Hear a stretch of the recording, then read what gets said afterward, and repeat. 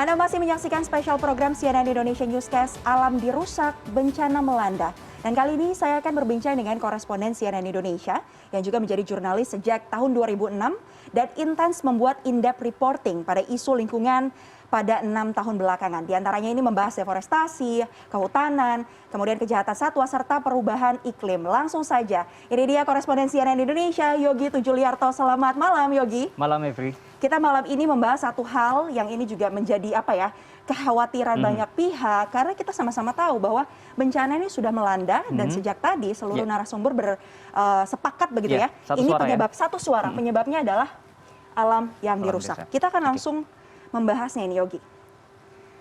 Ini ada peta sebaran bencana Indonesia di tahun 2021.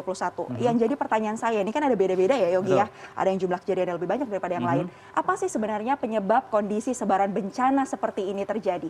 Ya pasti kalau kita ngomongin 2001, mungkin ini beberapa bulan belakangan yang pasti satu jawaban yang paling mudah adalah tidak siap. Kita tidak siap akan bencana di Indonesia. Tidak siap. Kalau kita lihat kenapa ini di bagian barat, memang saat ini kondisi cuaca yang sedang ekstrim adalah bagian barat. Tapi tadi seperti kita pernah dengar tadi dari Kepala BMKG bilang, ini akan fluktuatif. Bisa jadi beberapa bulan ke depan atau beberapa minggu ke depan itu bergerak ke arah timur. Jadi ada banyak potensi lagi yang akan terjadi. Ini belum berakhir. Jadi ketika ini hujan sudah selesai di sebuah lokasi, belum tentu ini akan berakhir, akan berjalan terus cuacanya. Oke, berarti itu tadi kan berkali-kali disampaikan bahwa memang dipengaruhi oleh cuaca juga, tapi di sisi lain juga dipengaruhi oleh kesiapan daerah tersebut untuk bisa menangani dampak dari bencana yang ada begitu, bencana susulan, jangan sampai ada multiple disaster gitu. Kenapa kemudian lebih banyak di bagian barat ini, Yogi? Karena gini, kan kalau kita bicara bencana di Indonesia, ini bukan bencana alam. Karena apa? Karena sebenarnya alam itu tidak memberikan bencana. Ini adalah bencana akibat kejadian alam, misalnya hujan. Nah, kalau kita lihat di bagian barat, ini paling merah, kita lihat ada Pulau Jawa di sini. Betul, nah, bisa dicoret ini. Kenapa Jawa ini menjadi yang paling rawan, walaupun kita lihat beberapa kasus ada di Jawa Barat, di Jawa Timur, Jawa Tengah juga. Karena memang daya dukung lingkungannya itu sudah sangat kritis. Kalau kita lihat tutupan hutan di wilayah Jawa, ini adalah yang paling sedikit di antara pulau lain di Indonesia. Dibandingkan luas daratannya ya. Artinya ketika ada kejadian alam seperti hujan, ini daya dukung alam itu tidak siap dengan kejadian alam yang datang. Akhirnya banjir di mana-mana dan sebagainya. Itulah yang kemudian menyebabkan ini tinggi kejadian bencananya di sana ya. Tapi ini yang menarik adalah ini, satu pulau yang kalau kita flashback ini kan juga paru-paru dunia, kemudian juga hijau begitu ya, daerah resapannya seharusnya banyak. Tapi ternyata yang terjadi sejak 21 Oktober ini, banjir ada di Kabupaten Sintang. Ini ada 12 kecamatan ya yang terdampak akhirnya. Ya, jadi kalau kita bicara Kalimantan, ini sebenarnya nggak adil juga kalau kita tidak bicara Sumatera. Karena selain Jawa, Sumatera dan Kalimantan adalah 2 pulau atau 3 pulau yang sebetulnya sangat rawan akan bencana. Kalimantan sebenarnya adalah pulau yang jauh dari bencana geologi karena tidak ada gunung berapi di sana. Tapi banyak sungai yang mengalir di pulau terbesar kedua di Indonesia ini. Jadi kalau kita bicara kenapa Kalimantan, Kalimantan karakternya itu adalah tanahnya tanah basah, wetland, tanah gambut, dan di sana banyak sekali sungai. Kalau misalnya terjadi alih fungsi lahan, gambut menjadi kering, akhirnya daya dukung lingkungan ketika hujan datang, air tidak bisa menyerap. Kemana lagi air akan pergi? Ya, akhirnya air akan menggenangi daerah-daerah yang di sekitar sungai. Makanya kebanyakan wilayah yang terdampak banjir adalah wilayah di sekitar sungai. Oke, itulah mengapa juga Kabupaten Sintang ini ya yang jadinya kemudian tidak surut-surut. Nah pertanyaannya kenapa sih tidak surut-surut? Apakah karena itu tadi tidak ada resapannya sehingga akhirnya tidak surut atau seperti apa, Yogi? Ya, karena kebanyakan air yang datang itu tidak bisa mengalir lagi. Jadi sudah daya dukung, baik itu alih fungsi lahan, tadi sempat disampaikan oleh Gubernur sendiri, daya dukung das saja, di Das Barito saja itu sudah 70% lebih berubah. Artinya tidak ada lagi lingkungan yang mampu menjadi bagian dari mitigasi bencana ini sendiri. Karena kalau kita bicara Indonesia, kekuatan atau kelebihan Indonesia adalah laut dan hutan. Ketika laut dan hutan diganggu, maka alam yang memiliki kejadian, yang memberikan hujan dan sebagainya itu akan menjadi bencana. Padahal sebetulnya itu adalah kejadian alam biasa. Gitu. Ya sama seperti kita ya sebagai manusia juga kalau diganggu pasti marah. Ibaratnya seperti itu ya, bisa kita ibaratkan ya. Oke, Gubernur Kalimantan Barat ini juga seperti yang tadi Yogi sampaikan sudah mengakui ya bahwa ini penyebabnya adalah deforestasi dan juga pertambangan. Nah, kalau Anda melihatnya, apakah kemudian masih bisa nih diperbaiki untuk wilayah Kalimantan Barat? Kita bicara tidak hanya Kalimantan Barat, kita bicara lebih global lagi di Kalimantan. Betul, alih fungsi lahan tidak hanya oleh monokultur, perkebunan monokultur juga pertambangan menjadi dua masalah terbesar di Kalimantan. Tidak hanya yang izin-izin baru datang, kita bicara mengenai pertambangan yang juga ditinggalkan. Lahan-lahan itu sudah terbuka begitu saja. Akhirnya lahan-lahan itu tidak punya daya dukung lagi terhadap lingkungan. Jadi ketika ada kejadian alam yang ekstrim datang, memang kejadian alam yang ekstrim itu datang karena perubahan dunia, global, iklim berubah, curah hujan tinggi, lalu ada angin yang lebih yang lebih sering. Tapi kalau kita lihat bagaimana pemerintah, tidak hanya daerah tapi juga pusat, memberi perhatian. Ketika tambang-tambang ini sudah selesai digarap, apa yang harusnya dilakukan? Belum lagi kita lihat, ya sempat disebutkan oleh beberapa pihak bahwasanya Omnibus Law ini sedikit merugikan, bukan sedikit, banyak sekali merugikan. Kita bicara dari mengenai sisi lingkungan. Ya, contoh saja, ketika kita bicara pulau-pulau yang besar ini, dulu dibatasi 30% minimal harus punya hutan di sana.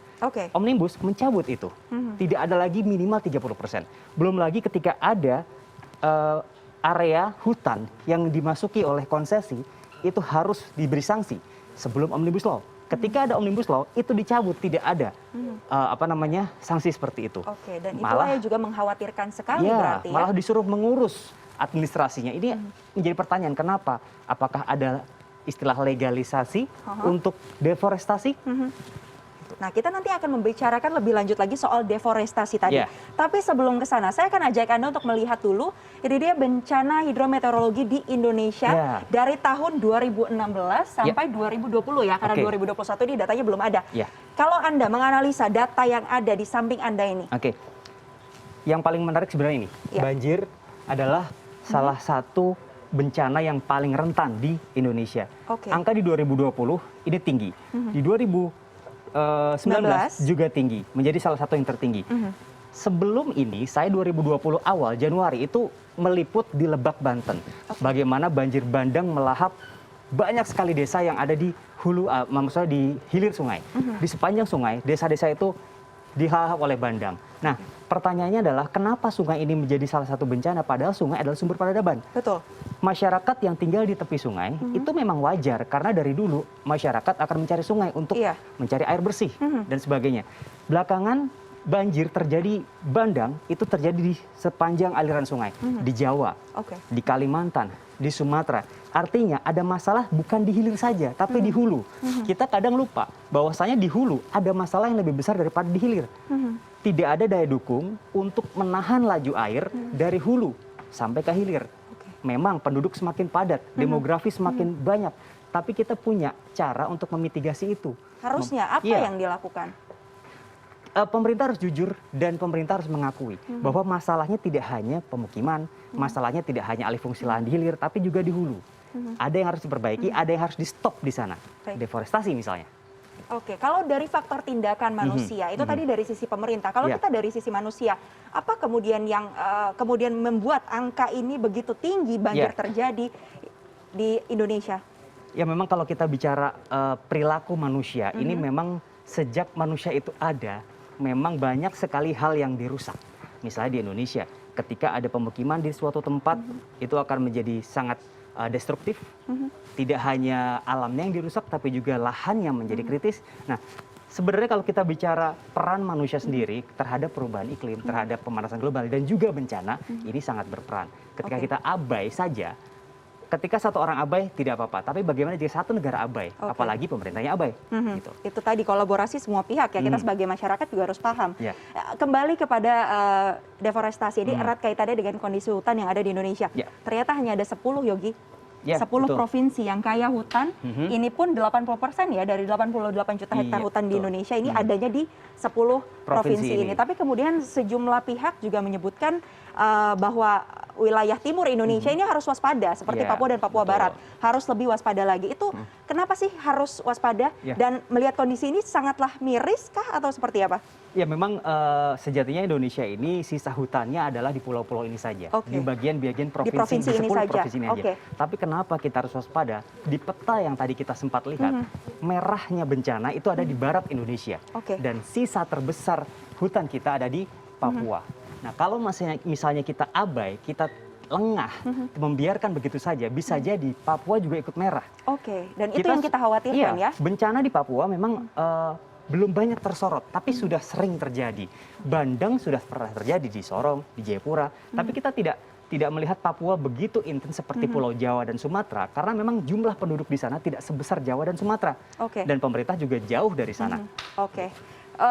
Bicara soal pemerintah lagi, ini erat kaitannya dengan statement dari Presiden Joko Widodo di COP26 yang menyatakan bahwa laju deforestasinya turun signifikan, bahwa dalam 20 tahun terakhir ini kebakaran hutan juga menurun 82% dan di tahun 2030 zero deforestation. Realistis tidak?